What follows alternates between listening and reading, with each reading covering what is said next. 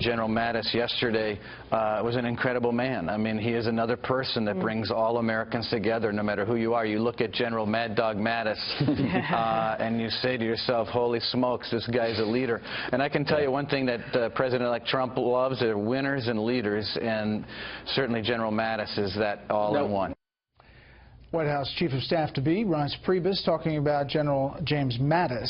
We are told that an official announcement about Defense Secretary and Mattis being the choice could come as soon as Monday. However, officially from the campaign tonight, they are not confirming that. James Mattis is a retired Marine Corps general, served 44 years in the U.S. military, retired his command in 2013.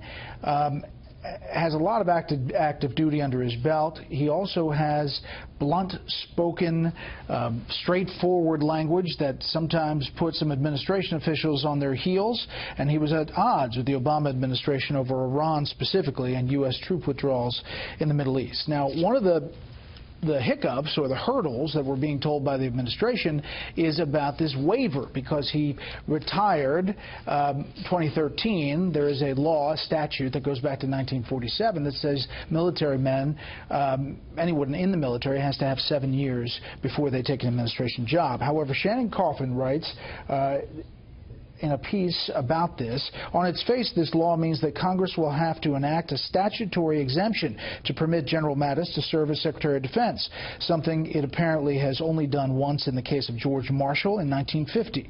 At that time, Congress also noted the sense of the lawmakers that no additional appointments of military men to that office shall be approved. This statutory limitation on the President's power to appoint officers of his choosing is almost certainly unconstitutional.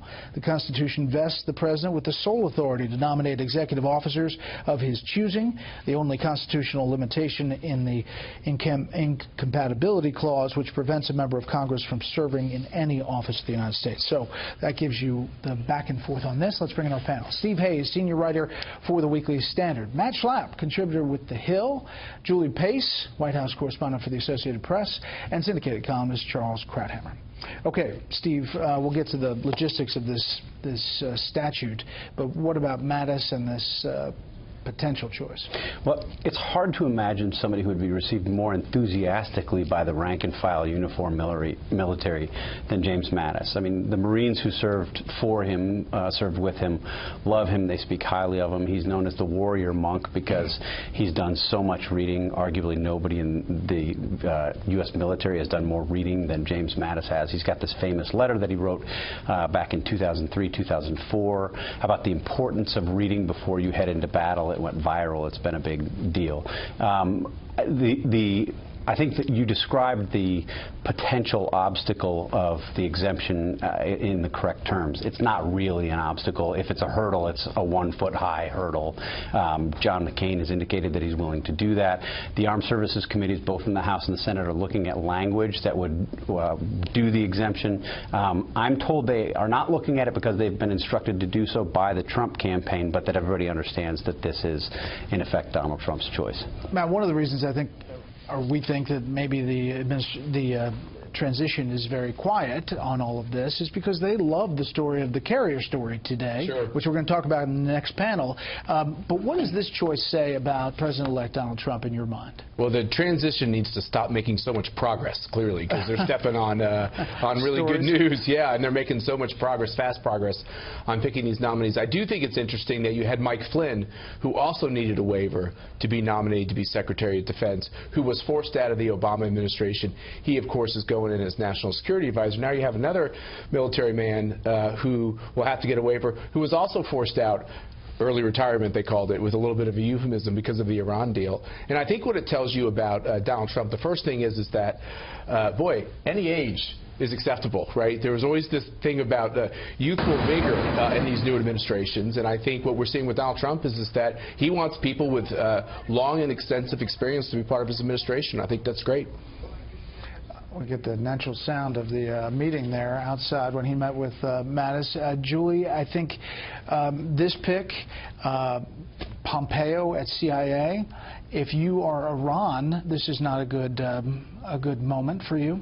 I think if you're around Donald Trump's presidency is not a good moment for you, and I think he's sending that signal with his picks. I also think it's really important for someone like Donald Trump, who, for all of his business skills and all of his connection that he's been able to make with voters, comes into the presidency without any significant international foreign policy experience. He's going to need people around him. Things happen when you're president around the world that you just can't predict, and he's going to need people who have experience on these issues, have experience making decisions quickly. Mattis is one of those people, and as Stephen said, I think he is going to be widely accepted, not just by the rank and file, but also lawmakers, I believe, from both parties on the Hill. I want to turn to the Secretary of State quickly, Charles, and the list that we have now at 5. Mitt Romney, Rudy Giuliani, Senator Bob Corker, another general, David Petraeus, retired general, and John Bolton. There's some indication that Trump may be trying to get to Romney, but he's getting a lot of pushback inside people that have been loyal to him, Kellyanne Conway and Newt Gingrich. We've never quite seen anything like this. Sort of the public back and forth, president deciding in a very open way through all kinds of theatrical moments like the dinner last night or the other night. I don't think there's any way to tell. This is going to be a very personal decision. I think Trump is looking to see if he can form a personal connection with Romney. But could I say just one word about Mattis? Oh, sure. It's good to have a military man. It's also good to have a military man who's known as Mad Dog. Because let's say you're trying to send a message to obstreperous Iranians who've been harassing our boats. I think you want to send a message that says something like, if you don't stop within 48 hours, I may have to turn the matter over to Mad Dog. Translated afterwards into Persian. I think that can be quite useful. Nixon used the crazy factor to great effect. The Russians were always afraid that they could push a button and he would go over the top, as when he went to nuclear alert during the Arab-Israeli War of '73.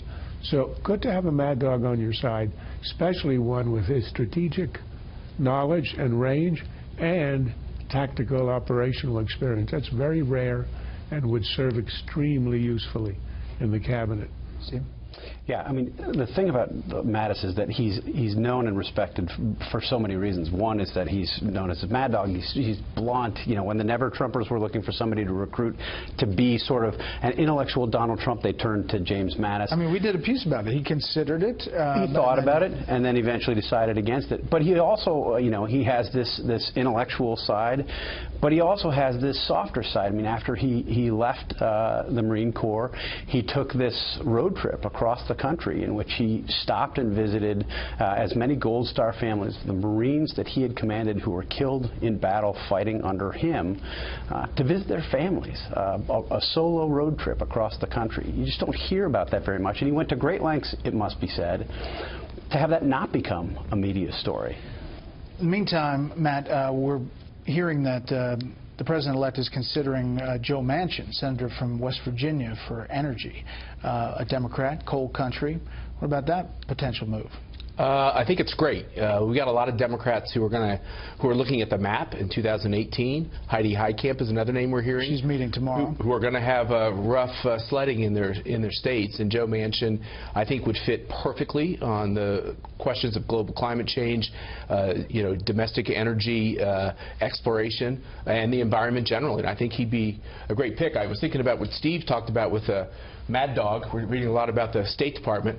Maybe we'll have lapdogged over there with Mitt Romney. And I don't know what they'll call Joe Manchin, but I probably wouldn't call him anything. What do you think is really behind the whole Newt Gingrich, Kellyanne Conway? Is they're given a leash and they can kind of express the base's frustration with Romney to get it out in the open? Or the one thing we know about the kind of process that Donald Trump runs is that he wants his advisors to be voicing their opinions. He likes to see this play out, whether it's in private or whether it's in public, and he has sent this message.